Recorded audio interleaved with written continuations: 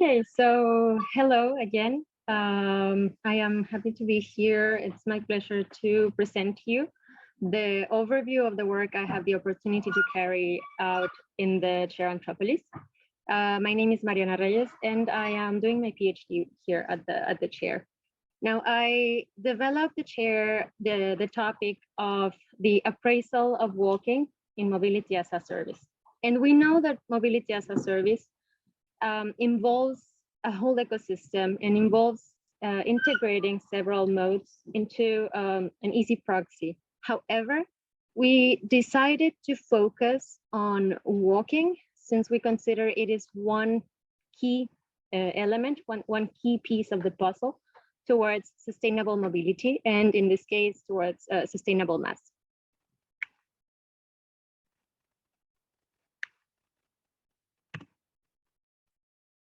Is it here? Yes.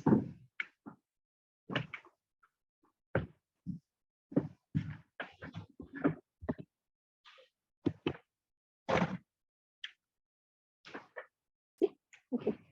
So I would also like to start by telling you the story of Alan. And this is part, we wanted to show and to transmit how our research translates into everyday situations. So we chose to present you this family and this personas as a way to exemplify this. So Alan, just as a quick reminder, is a 76-year-old, very active man that lives in the outer suburbs of the capital region of Paris. And he, even though he's very active, he has some health issues. So specifically, he has a leg problem. Now, he has to go to Paris to get a checkup at the hospital, right? Now, he already has some sustainable practices, mobility practices, and he chooses to carpool with a neighbor. The neighbor works in Paris, brings him to Paris. But once Alan is in Paris, he needs to find his way around to find the hospital, right? Now, Alan, since he is 76 years old, he cannot tolerate a lot of sunlight also. Now he needs to find a way where he can actually take breaks, where he can sit, where he can maybe drink something and get to the hospital safely, shaded if possible. Now, for Alan to reach this information, it would be necessary to have a system that shows this type of information. Sorry. Now, right now, Alan doesn't have the access to the information he would require to better choose his way around towards the hospital. Now, what we are proposing is that MaaS is a tool that could bring this benefit to users. MaaS has the potential to facilitate everyday activities to every user. It doesn't matter your physical condition or your age. And it would be like this, a tool towards sustainable mobility, but also towards inclusion and social justice. So our work definition of MaaS, we define it as technological innovation and organizational innovation. So in these both ways, MaaS improves mobility management and permits to go beyond what we can reach right now in terms of mobility management. Now, the objectives of MaaS aim to diminish the excessive use of the private car, and through this, to also diminish pollution, congestion, and to better allocate public space. Now, all of this is done by integrating several mobility services into one one-stop shop type of digital platform, and that we can access through our cell phones or through our computers. Now, the idea behind the integration of mobility services in MaaS is to help individuals make more sustainable choices and more informed choices towards better mobility practices. Now, this is achieved or would be achieved by simplifying access for users and by customizing this access according to the mobility needs of each user. Now, this requires a lot of work in the background. job of data collection, data treatment, data provision, and also in the organizational side, that requires a lot of work in partnerships and agreements between partners or stakeholders of the mobility service, and also out the mobility service system, sorry. Now, where does this proposal stand? Now, this stands in a context of uncertainty and climate emergency. So with harsh consequences on food, energy, and health crisis, as we know. Now, global temperatures that keep rising with inequalities, and this is all a shout for better sustainable mobility practices, but better practices globally, but specifically mobility is really pressed to make changes quickly.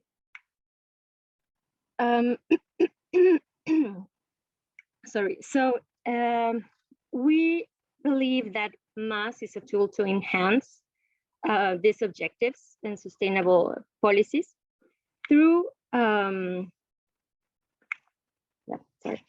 through the improvement of access to information that could give the opportunity to users to, as I mentioned before, make more informed choices towards this model shift away of private car or excessive use of private car.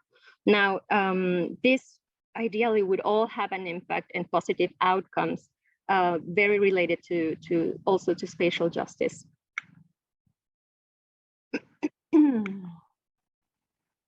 So why focusing on mobility as a service? On walking in mobility as a service. We know that active modes, such as walking, are very affordable modes that require energy from humans to function. So they have also the potential to connect the last mile of journeys and to help reach public health and environmental goals. Now, this would also bring positive social, economic, and environmental outcomes that could be enhanced through more visibility already of the mode in this type of innovation, such as MaaS. And also, this means we need to improve users' interface and the overall user experience in this type of solutions. Now, we have to take into account that walking, it is not a service like the rest of the services that are already present in mobility as a service. So we have ride hailing, we have taxi, we have other e-kick scooter services, public transport even. Walking is not a service already, so it requires different focus and a special attention. So we focus on this brick in the mobility system, and we tackle the need to focus on certain gaps and barriers that we have already identified. This, not us, but globally, they have been identified, such as the lack of continuous routes, the quality of urban space, of sidewalks, and also there are some incentives at the scale of cities or territories that could promote more walking. We know this, it's urban form. This has a direct impact on this. Just as a side note, the Institut Paris Région, they recently worked on a new index of walkability of the region, and it's gonna be available very soon. So the last one, it's from 2017, 18, I think, but there will be a new one in the upcoming weeks. So that will be something interesting to look at. So our specific research problem is the integration and the innovation around walking in mobility as a service. So it remains underdeveloped and undervalued in the ecosystem of, to begin with, MaaS actors, but also when it comes to the technological part of innovation. Now, what is required to enable this? we found that there are 4 main axes we can act on to better appraise walking in MaaS. The first one is to identify the elements in pedestrian mobility that can be improved. This means socio-technical elements that come as the base of the mobility system through this mode. Second, it's the governance dynamics in mobility as a service. That means the way that actors interact and value and prioritize certain modes over others. So we want to identify the levers we can find in this ecosystem of actors. Third, we want to see what the policy implications of this are. That means that in order to, we say that walking in MaaS brings or is supposed to bring many sustainable outcomes or many positive outcomes throughout multi-sectorial policies.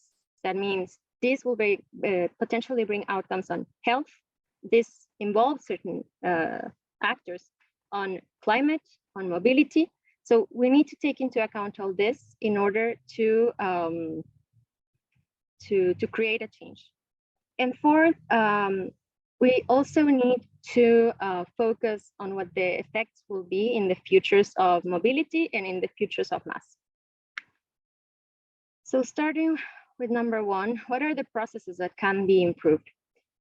We focus on the digitalization of information and regarding the state of infrastructure, like sidewalks, benches, lightning signals, and to include or complete databases with relevant cartographic elements and infrastructural information that facilitates mobility for users. And also, this is whether people are doing full walking trips or in intermodal trips. That means the short connections in between modes, public transport, biking and walking, for example. And finally, MaaS also offers the potential of crowdsourcing the feedback that could also help to improve the information that the same users receive. So there is the potential to get the information from users and to make it more dynamic and updated. Also, if we take into account the potential of IRT systemics, for example, and the research being carried here, there is an opportunity space of exploring how artificial intelligence can qualify the public space and the infrastructure and provide this information directly through this type of tools for MaaS. So we seek to identify the role of different MaaS governance dynamics and stakeholders interactions, as I mentioned, and within the MaaS ecosystem, and what they represent as levers for sustainable MaaS. So specifically as levers for the inclusion of walking in mobility as a service. So according to these authors, the MaaS ecosystem usually comprises MaaS operators, transport operators, cities, transport authorities, data providers, ICT, payment system providers, etc. And these authors also agreed on the major role that public authorities play at different territorial scales to achieve their policy objectives through these types of tools. So this is something interesting when it comes to walking, because the competencies are quite clear, but at the same time scattered when it comes to some of the territories. So who is in charge to defend the right to mobility of pedestrian mobility? This is the instance that should take place in the actorial ecosystem to appraise walking in MaaS, for example.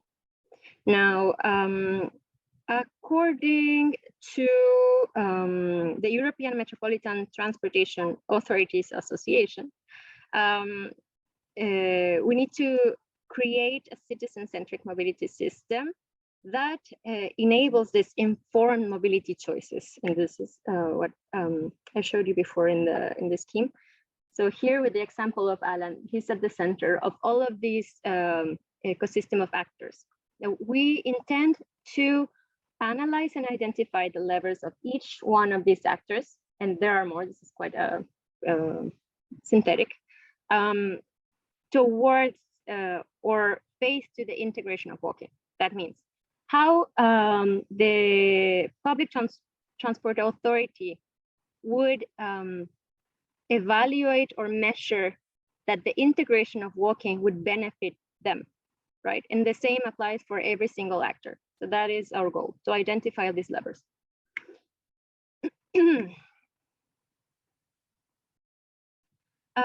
This is an example of the OECD's recommendations on policy coherence for sustainable development. This goes on the third axe I mentioned before. That means there is the realization of which multi-sectorial policies are involved in this improvement. Now, we can influence several mechanisms through this action. And this is also a work we will need to carry by identifying which sectors and which policies and the strategy maybe to make a transversal collaboration in order to achieve this implementation through policy. And regarding this, the fourth axe of the assessing of potential impacts in the futures of mobility and futures of MaaS, we are also carrying out works that aim to identify the implication that the integration of walking in MaaS may have in the futures of mobility through scenario assessment. And this is part of the work we are doing in collaboration with researchers of the Dalarna University and KTH Rodel Institute of Technology in Sweden, where we are doing scenario analysis in order to see what are the main uncertainties that are going to impact the development of MaaS and the development of certain changes in MaaS, such as walking, for example. This is a work in process, and I will be happy to share more of this in a further maybe colloquium or seminar. And to conclude my presentation, I want to share that we have three main objectives: to improve and prioritize information for walking trips and walking connections in the itineraries offered to users to provide a better access to opportunities and to the territory itself through the improvement of information and availability of information, but also the quality of information. And how to do this? This can be done and is already in process, but I think the user experience and the user interfaces are still have still a lot to work on or to improve in order to help us reach these goals and these objectives. That means, for example, in our research, we saw how it's more the commercial private solutions that have actually invested more money, because they have it, and effort on developing tools to make pedestrian mobility easier or to improve pedestrian mobility through augmented reality or others. Nevertheless, we can wonder that, I mean, it is the role of public authorities too, to provide better mobility for everyone, not just road or not just rail. And this is where this type of research, I think, at least gives voice and gives room to this reflection and to say, hey, we need to look at this too. And I think that's it for me. So thank you so much.